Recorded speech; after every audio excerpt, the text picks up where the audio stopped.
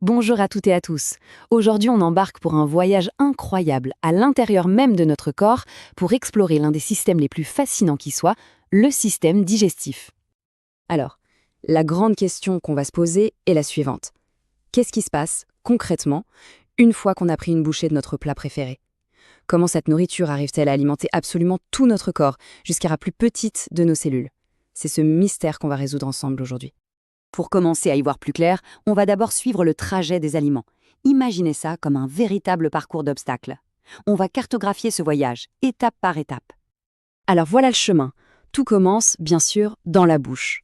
De là, une fois mâchés, les aliments descendent dans ce tube qu'on appelle l'œsophage, direction l'estomac. Après ça, c'est un très long périple dans l'intestin grêle, puis dans le gros intestin, avant la toute dernière étape. Et attention, ce n'est pas un voyage express. Dans la bouche, ça va vite, quelques secondes à peine. Mais regardez bien, le séjour dans l'estomac, lui, peut durer jusqu'à 6 heures. Et ce n'est pas fini. Le transit dans les intestins peut prendre encore jusqu'à 9 heures de plus.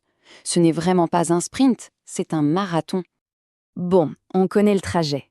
Mais maintenant, le plus intéressant, comment la nourriture est-elle, décomposée?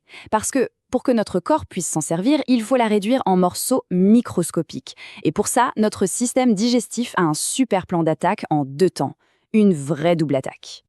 Première phase de l'attaque, l'action mécanique. Ça, c'est la force brute. Ça commence avec les dents qui mâchent, qui broient. Ensuite, l'estomac prend le relais et brasse le tout, un peu comme un super mixeur. Mais ça ne suffit pas. Il faut passer au niveau supérieur, l'action chimique. Et là, on sort l'artillerie lourde, des liquides spéciaux, les sucs digestifs, qui vont carrément dissoudre les aliments. Ces sucs digestifs, qu'est-ce que c'est exactement? Eh bien, leur arme secrète, ce sont des molécules toutes petites qu'on appelle des enzymes. Pour bien comprendre, il faut imaginer des milliers de paires de ciseaux, mais à l'échelle moléculaire. Leur mission, découper les grosses molécules des aliments en tout petits bouts. Et d'où viennent ces sucs si efficaces? De plusieurs usines spécialisées réparties tout au long du trajet. On a les glandes salivaires dans la bouche, les glandes de l'estomac, et un peu plus loin, des organes super importants comme le foie et le pancréas, sans oublier les glandes des intestins. Chacun fabrique son propre suc avec ses propres enzymes. Maintenant, accrochez-vous bien. La quantité de sucre que notre corps produit par jour, c'est entre 7 et 10 litres. Oui, vous avez bien entendu. C'est comme si on avait 5 énormes bouteilles d'eau remplies de sucs digestifs qui travaillent pour nous chaque jour. C'est juste énorme. Ok, nos aliments sont maintenant réduits en une sorte de soupe de toutes petites molécules qu'on appelle des nutriments. C'est là qu'arrive le moment crucial, le point culminant de tout ce voyage, l'absorption. C'est le moment où ces nutriments vont enfin traverser la frontière pour entrer dans notre corps et le nourrir pour de bon. Et le lieu où tout se passe, la grande star de cette histoire, c'est lui, l'intestin grêle. C'est vraiment la plaque tournante de la digestion. C'est à travers sa paroi que les nutriments, devenus microscopiques, vont passer pour rejoindre le sang. Et pour que cette mission réussisse, l'intestin grêle est un vrai chef-d'œuvre de la nature. Déjà, il est hyper long, plus de 6 mètres. Et surtout, à l'intérieur, sa paroi n'est pas lisse du tout. Elle est entièrement recouverte de millions de petits replis. Un peu comme du velours. Et tout ça, c'est pour une raison bien précise. Ce but, c'est d'augmenter la surface pour absorber le plus de nutriments possible. Alors, petite question. Si on pouvait déplier complètement toute la surface intérieure de notre intestin grêle, avec tous ses replis, quelle superficie est-ce que ça couvrirait à votre avis? Une idée? La réponse est juste dingue. Environ 250 mètres carrés. Pour que vous visualisiez bien, 250 mètres carrés, c'est la taille d'un court de tennis. Imaginez ça. On a l'équivalent d'un terrain de tennis entier, plié et replié à l'intérieur de notre ventre. C'est une surface d'échange absolument gigantesque. Et c'est donc grâce à cette surface immense que l'absorption peut se faire de manière super efficace. Les nutriments traversent la paroi de l'intestin et hop, ils sont récupérés par le sang.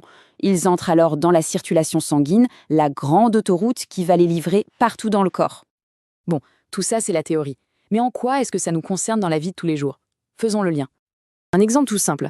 Parfois, on a mal au ventre et on se dit « Ah, c'est ce que j'ai mangé tout à l'heure ». Et bien souvent, pas du tout. Souvenez-vous de la durée du voyage. Le coupable, c'est bien souvent le repas de la veille, qui est encore en train de finir son long chemin dans les intestins. Et qu'est-ce qu'on fait de ce qui n'a pas pu être digéré, comme certaines fibres par exemple? Tout ça passe dans le gros intestin. Son job à lui, c'est de récupérer un maximum d'eau et de compacter le reste pour former les déchets qui seront ensuite éliminés. Allez, pour être sûr que tout est bien clair, on se fait un petit mémo rapide pour retenir l'essentiel de ce voyage. En fait, tout le processus peut se résumer en 4 grandes étapes. D'abord, l'ingestion, on mange. Ensuite, la digestion, on transforme les aliments en nutriments. Puis, l'absorption, les nutriments passent dans le sang. Et enfin, l'élimination, on se débarrasse des déchets. Simple, non? Et voilà le vocabulaire clé, les 3 mots à retenir absolument. Un nutriment, c'est la petite molécule que le corps peut utiliser. La digestion, c'est toute la transformation pour obtenir ces nutriments. Et l'absorption, c'est leur passage dans le sang. Ces 3-là, il faut bien les avoir en tête. Voilà, on a répondu à notre question de départ. Mais, comme toujours en science, une réponse amène de nouvelles questions. Maintenant que ces nutriments sont dans le sang, que se passe-t-il? Comment vont-ils être livrés à chaque organe? Et qu'est-ce que nos cellules vont en faire? Ah, ça c'est une toute autre histoire qu'on verra dans un prochain cours. Voilà, c'est tout pour la digestion aujourd'hui.